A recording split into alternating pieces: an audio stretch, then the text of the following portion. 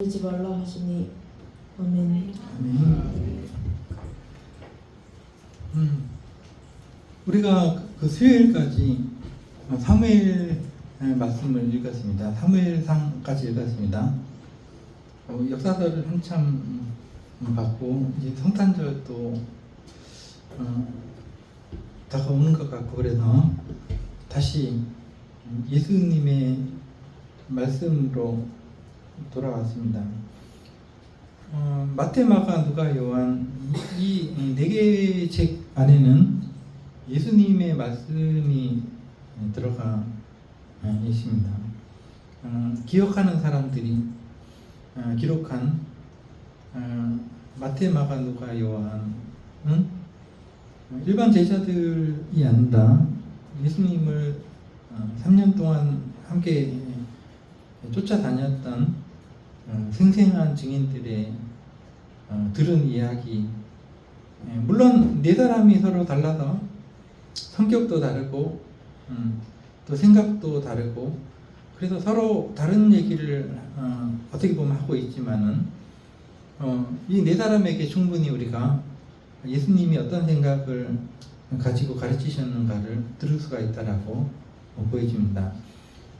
이것을 처음부터 세세하게 보면 좋겠지만 우리에게는 시간이 부족하고 그래서 이 사복음서 네 권의 책들 중에서 예수님이 말씀을 하신 그 부분들을 중점으로 해서 보도록 하려고 합니다. 요한복음 2장을 읽었습니다. 이렇게 저렇게 된 이야기를 뛰어넘어서 13절부터 우리가 봅니다. 요한복음 2장 13절 성경을 펼쳐놓으시고 한번 평생에 우리가 성경을 몇 번 읽을지 모르지만 한두 구절을 읽더라도 제대로 이해를 하고 넘어가면 참 좋습니다. 어차피 우리는 완전한 그 지식을 얻지 못합니다. 완벽하게 알지도 못하고 그러나 한 개 한 개씩 끌어모으다 보면은 그래도 건성으로 그냥 읽고 지나가는 것보다는 훨씬 낫지 싶습니다. 13절 유대인의 유월절이 가까운지라 유대인의 유월절이 가까운지라 유월절이라는 것은 모세 때부터 있었던 명절입니다. 이스라엘 사람들에게 있어서는 오늘날 우리의 그 신년과 같습니다. 1월 1일 신년과 같습니다. 이때로부터 이스라엘이 이집트에서 탈출해서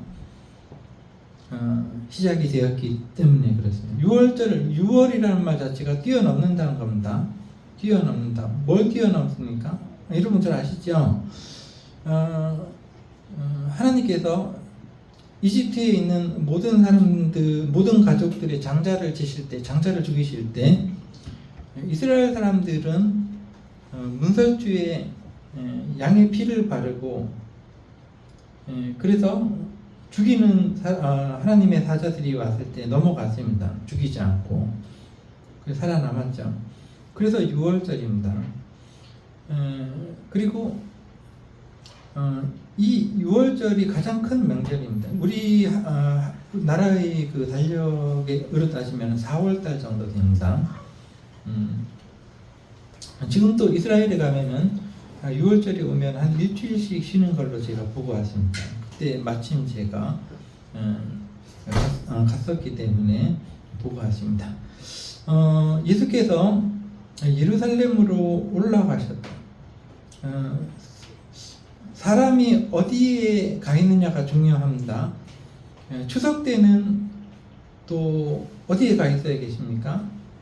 자기를 그 은혜를 베풀었던 자기에게 은혜를 베풀었던 가족들이나 또 고마운 분들을 찾아가서 마주하고 그런 거죠. 또 주일날에는 우리가 교회에 와 있어야지 정상이죠. 그래서 하나님의 얼굴을 뵙고 말씀을 듣고 예루살렘으로 올라간다라는 표현은 예루살렘이 성전이 예루살렘에 있는데 그 지역에서 가장 높은 곳에 있었습니다. 예루살렘이 그 도시 자체가. 그리고 성전이 더 그 한가운데 있었기 때문에 올라가는 것입니다. 우리가 서울로 올라간다라는 표현을 하듯이 올라갑니다. 우리도 밑바닥에서 평소에는 살지 몰라도 그래도 일주일에 한 번은 하나님의 얼굴을 배우러 올라와야 되지 않습니까? 올라와서 여기서만큼은 우리가 하나님의 말씀으로 평안을 얻고 이 세상의 힘든 세상을 살다가도 여기서만큼은 계급장 떼고 서로 아둥바둥하던 그것을 내려놓고 그동안 뭐 세상 속에서 하나라도 더 가지려고 막 다투고 하던 것도 내려놓고 이 안에 들어오면은 여기 올라왔으면은 우리가 나눠주고 밖에서 안 그러잖아요. 뭘 나눠주니까 밖에서. 근데 이 안에서는 나누고 희생하고 봉사하고 그런 장소가 여기입니다. 예수께서 평소에는 갈릴리에서 계시다가도 명절이 되고 하나님께 제사 드리는 게 명절입니다. 이 사람들은 제사를 드릴 때 되면은 올라오셨습니다. 예수님도 올라와서 하나님께 제사 드리는 장소에 와 계셨던 것이죠. 그런데 예수님의 나이가 여기서 어떻게 될까요? 우리는 성경 어디를 뒤져봐도 예수님의 나이, 예수님이 그 30살 때부터 일을 시작하셨다는 걸 알고 있습니다. 누가복음 2장 정도에 보면은 그 예수님께 30 정도 되셨을 때 사역을 시작하셨다 이렇게 기록되어 있거든요. 그런데 예수님께서 30 정도의 일을 시작하셔가지고 가르치기를 시작하셔가지고 여러분 몇 년 정도 가르치신 것 같습니다. 들었죠? 들은 건 있죠? 몇 년 정도 가르치셨죠? 몇 년? 예? 몇 년이요? 3년? 예수님께서 그 3년 맞는데 어디에 성경에 3년이라고 나옵니까? 어디에 성경이 예수님께서 3년 동안 가르치셨다고 나옵니까? 그거는 안 나와 있어요. 그러면 우리가 추측을 할 수밖에 없는 건데 추측이라기보다도 증거가 있습니다. 사복음서 어디를 뒤져봐도 요한복음만 6월절에 대한 이야기가 4번이나 나옵니다. 마태복음, 마가복음, 누가복음은 6월절 이야기가 한 번 나와요. 예수님께서 6월절에 올라가셔서 잡혀 죽으신 이야기 한 번 나오는데 그렇게 보면은 한 번 나오면은 예수님께서 한 번 1년 동안 가르치셨다가 잡혀 돌아가셨구나 이렇게 우리가 추측할 수밖에 없는 거예요. 그러나 요한복음이 있기 때문에 우리는 예수님께서 3년 정도 가르치셨구나 이거 추측할 수가 있습니다. 왜? 자, 요한복음 지금 2장 읽었는데 2장에 보면 첫 번째 예수님께서 그 말씀을 가르치기 시작하시고 첫 번째 그 6월절이 나오죠. 13절에 예수님이 6월절이 가까운지라 거기 올라가셨다 나오죠. 1년. 자, 두 번째는 4장인가 5장 정도에 펼쳐볼까요? 5장을 한번 볼까요? 5장에 보니까 그 후에 유대인의 명절이 되어라는 말이 나오죠. 근데 요거 전에 또 하나 나오는 걸 있는데 4장 한번 뒤져보겠습니다. 5장? 예, 그냥 5장인가 보다. 5장에 유대인의 명절이 되어 나오면 이것도 6월절입니다. 이거는 거의 확실한 추측인 것 같고, 그 다음에 6장에 또 나오는 걸로 했습니다. 6월절 이야기가 어디 나올까요? 몇 절이요? 6장. 4절에 나오네. 마침 유대인의 명절 6월절이 가까운지라 3번 나오죠? 그 다음에 11장으로 한번 넘어가 보겠습니다. 요한복음 11장.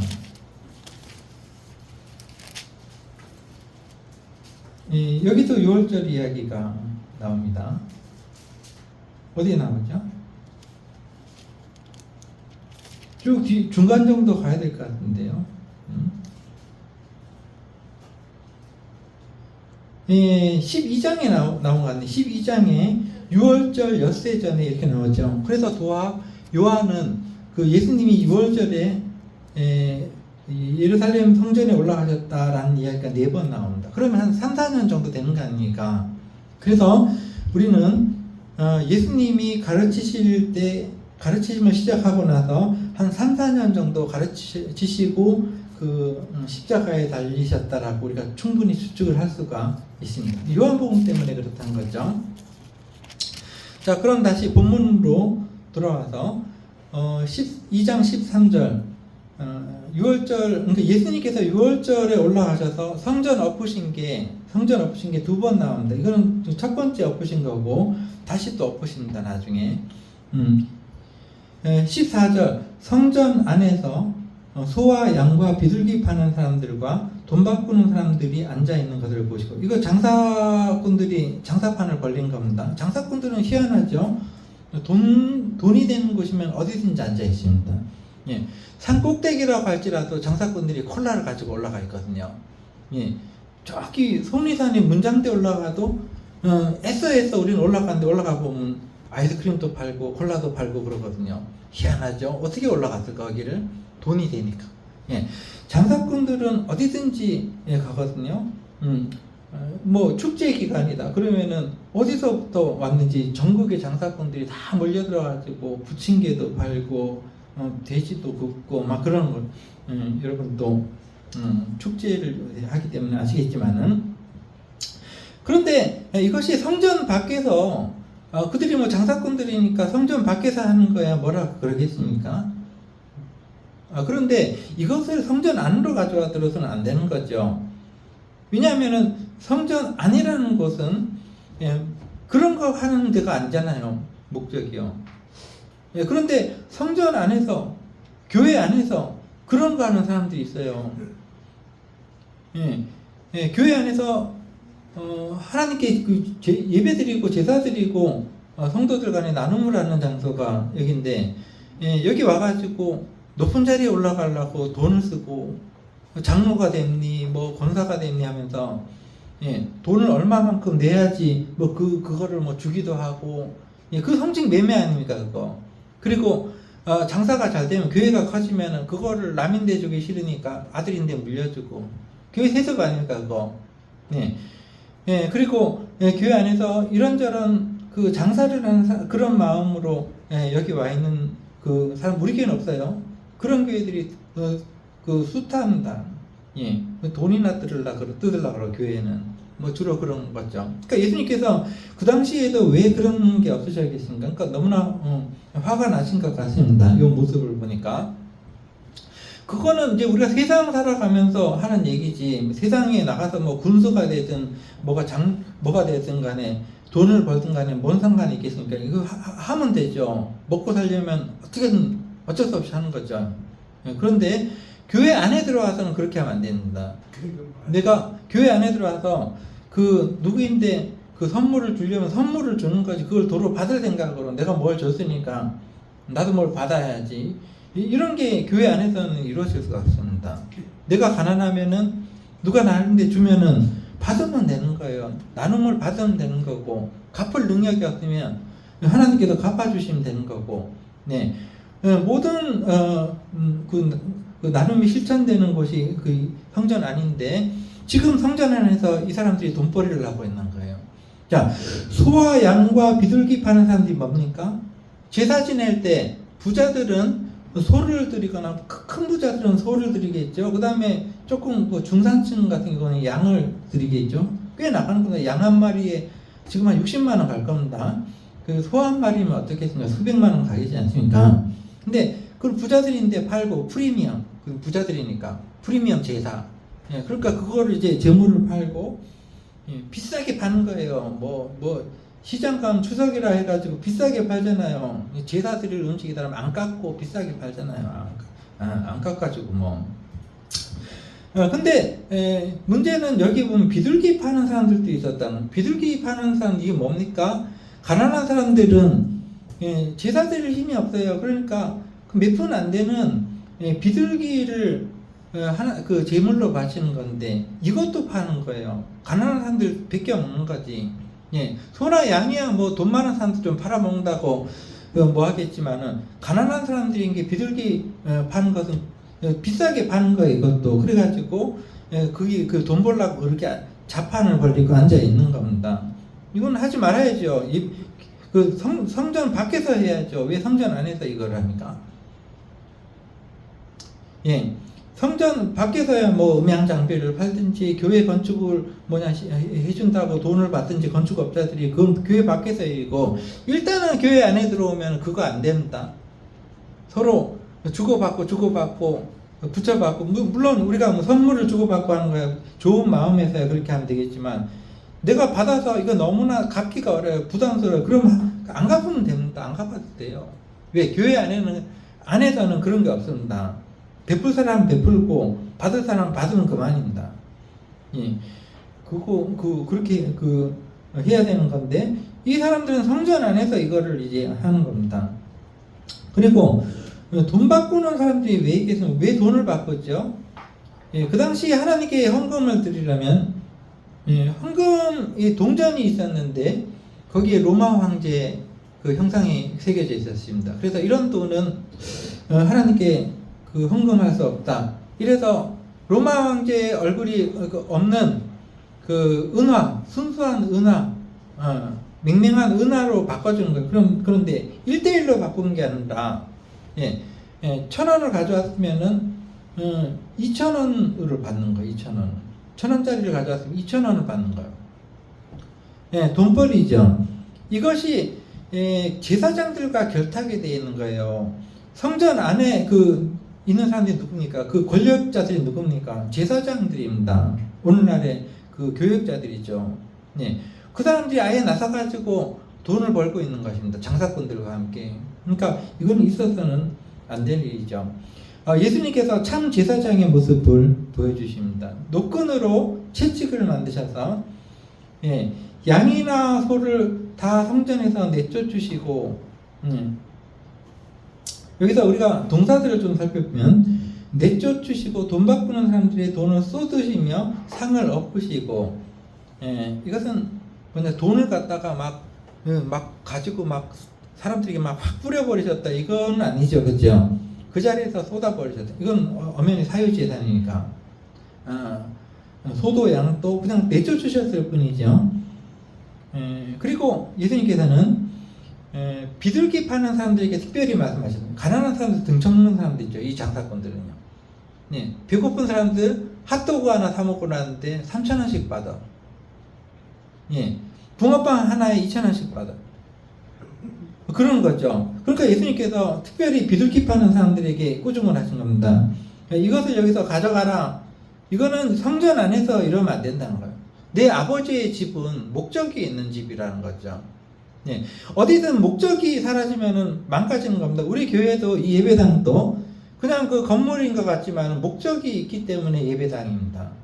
우리의 여기의 목적은 하나님의 은혜를 받는 것이고, 서로 공짜로 나눠주고 베풀고 사랑하고 그런 장소인데, 이 장소가 이렇게 서로 이득이나 챙기고 이기주의적이고 그런 장소로 변하면 목적이 사라지는 것입니다. 그래서 예수님께서는 비둘기 파는 사람들에게 여기서 나가라, 여기서 가져가라, 내 아버지의 집으로 장사하는 집을 만들지 말라, 이렇게 하신 겁니다. 이거는 오늘날의 그 당시의 제사장들이나 오늘날의 교역자들에게 하신 말씀입니다. 이렇게 해야 된다, 앞장서서.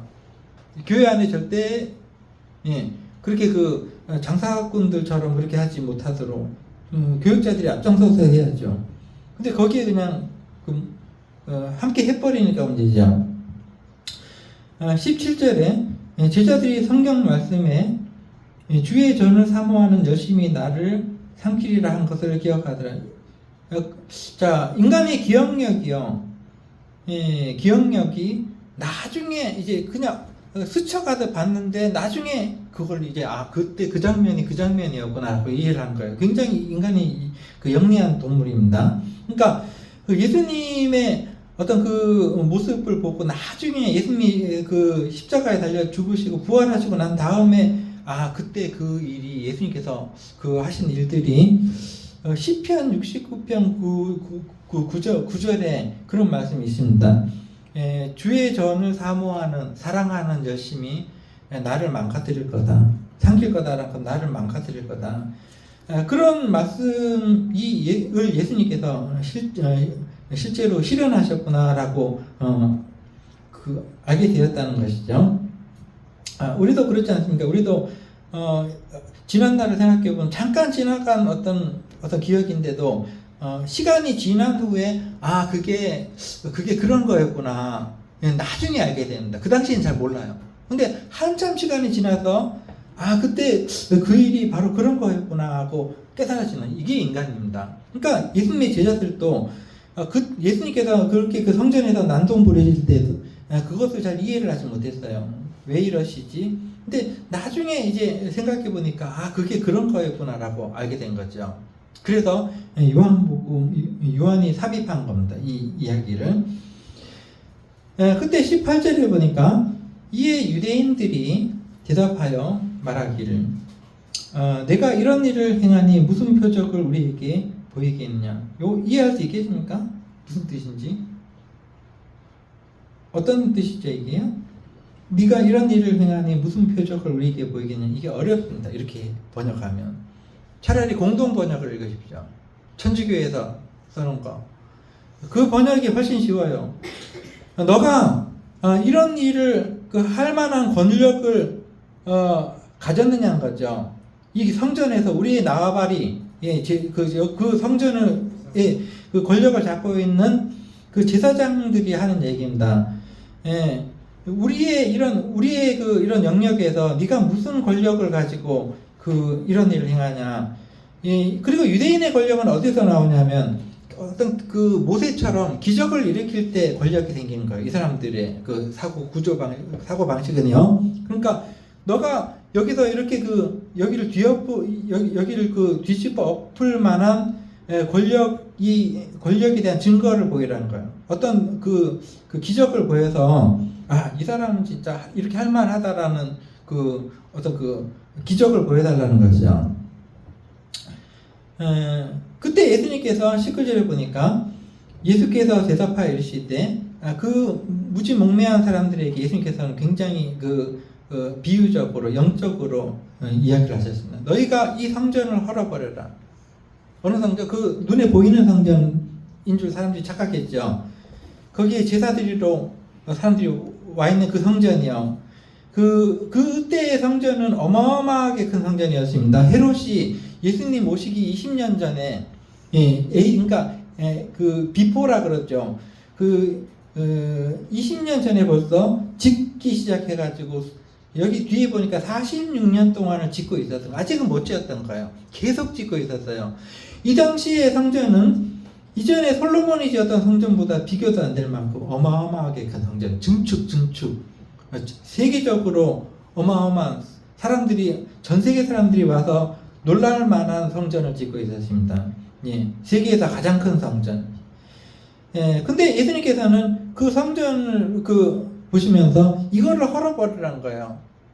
그러니까 이거는 누가 들어도 당시 그 성전을 짓고 있었던 헤롯 왕이나 정치인들이나 이스라엘 사람들이 눈이 휘둥그레지는 말이죠. 이걸 헐어버리라는 거예요. 이 이스라엘 사람들의 자존심인데. 그러면은 너희들이 헐면은 내가 4월 동안에 이렇게 있다. 다시 짓겠다. 이 말씀이죠. 이게 말이 안 되는 거죠. 그러니까 20절에 보니까 유대인들이 이 말씀들을 이해하지 못하는 거예요. 어떤 말씀을 하시는지 도대체 이게 무슨 뜻인지. 그래서 20절에 유대인들이 이르되 이 성전은 46년 동안 지금 짓고 있다는 46년 동안의 제어권을. 그러면은 예수님 오시기 20년 전부터 지었습니다. 그러면 예수님 오신 후 26년이 지났다는 얘기인데 말이 안 맞잖아요. 예수님의 나이가 지금 30인데 그런데 왜 26년에 지금 AD 26년이라고 하는 거죠? 말이 안 된 거예요. 그런데요, 계산이 잘못된 겁니다. 지금 우리가 before AD 이렇게 나누는 건 예수님이 태어난 해가 0년이라는 건데 그게 계산이 잘못됐어요. 예수님이 실제로 태어난 해는 그러니까 그 뒤에 사람들이 계산을 잘못해서 잘못된 거예요. 그러니까 지금 AD와 before가 나눠지기 한 3, 4년 전에 예수님이 태어났던 겁니다. 역사적으로 보면은. 그게 정확합니다. 그래서 지금 46년 동안 지었다라면 지금 AD 26년이라는 얘기인데 거기서 4를 더해야 됩니다. 그럼 얼마가 돼요? 30이 됩니다. 그게 맞아요. 그래서 유대인들이 말하기를 이 성전은 지금 우리가 46년 동안 짓고 있다는 그것도 그냥 짓는 게 아니에요. 큰 머리를 써가지고 멀리서 그냥 큰 돌멩이들을 막 그냥 어마어마하게 큰 돌멩이들을 막 그냥 굴려가지고 와가지고 막 그냥 쌓고 막 지금도 이제 유적이 남아 있습니다. 어마어마합니다. 예. 그런데 네가 3일 동안에 다시 일으키겠느냐? 그거를 이렇게 다 허물어 버리면 내가 일으키겠느냐? 근데 예수님의 말씀 우리가 잘 들어야 됩니다. 나중에 제자들이 생각해 보니까 예수님은 그 눈에 보이는 성전을 얘기한 게 아니었구나 라고 나중에 알게 된 겁니다. 그 성전은 자기의 육체를 가리켜 하신 말씀이다. 이렇게 나온 거죠. 그래서 예수님께서는 그 유대인들에게 잡혀 죽었습니다. 허물어졌어요. 그 육체가. 그러나 사흘 만에 다시 살아나셨거든요. 근데 그거는 그것보다 더 중요한 건 뭐냐면 우리가 그 성전이 뭐냐라는 것을 다시 생각해야 됩니다. 성전은 바로 여러분들의 육체입니다. 여러분들의 삶입니다. 여러분이 어디를 가든지 간에 여러분들이 성전입니다. 왜냐하면 왜 그렇게 말할 수 있냐면 여러분들의 몸은 목적을 가진 몸이기 때문에 그렇습니다. 하나님께서 사랑하시고 택하시고 불러주셔서 하나님께 예배를 하기 위해서 만드신 몸입니다. 그러니까 성전이죠. 여러분들이 여기 있어도 성전이지만 밖에 나가서도 여러분들이 성전입니다. 목적을 가지고 사니까. 그냥 사는 게 아닙니다. 세상 사람들하고 달라요. 어디를 가든지 여러분들의 마음은 무릎을 꿇고 있습니다. 어디를 가든지 무엇을 하든지 여러분들은 무릎을 꿇는 마음을 하나님께서 주신 것입니다. 여러분에게 그런 마음이 있는 줄 알고 있습니다. 믿고 있습니다. 그렇기 때문에 여기 모인 거죠. 그래서 여러분들도 저도 예수님과 똑같은 거룩한 육체를 가지고 있습니다.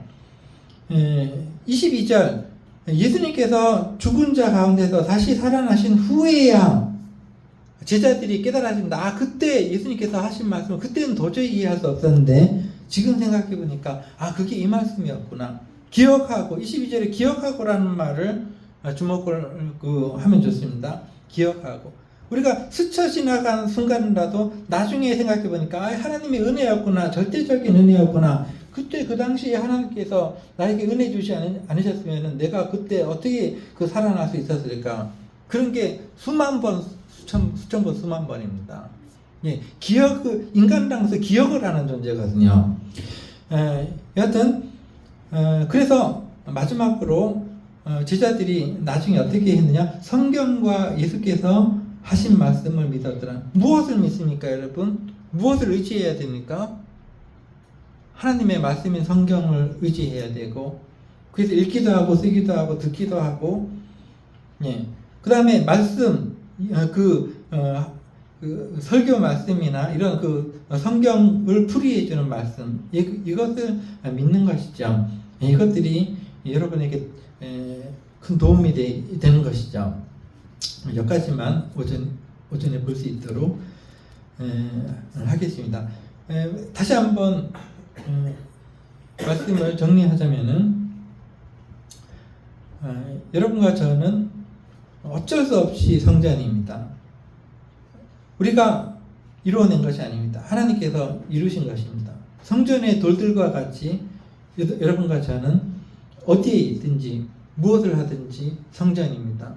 잊으면 안 된다. 잊을 수도 없고, 왜냐하면 우리 마음속에 무릎 꿇는 마음이 있기 때문에 그렇습니다. 제사 드리는 마음이 있기 때문에 그렇습니다. 그렇지 않으면 갈라집니다. 하나님의 자녀가 아닙니다. 하나님께 은혜 받은 여러분과 제가 목적을 예수님처럼 잘 이루어갈 수 있는 여러분과 제가 되기를 기도하겠습니다. 기도하겠습니다.